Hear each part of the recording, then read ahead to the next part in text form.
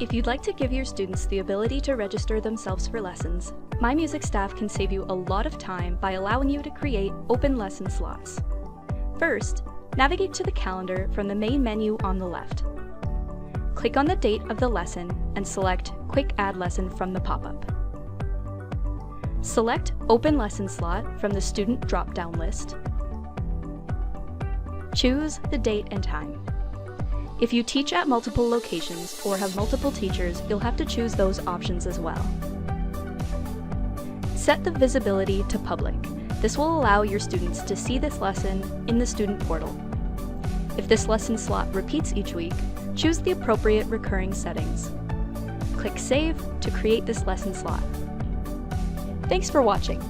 If you have any questions, please email us at support@mymusicstaff.com.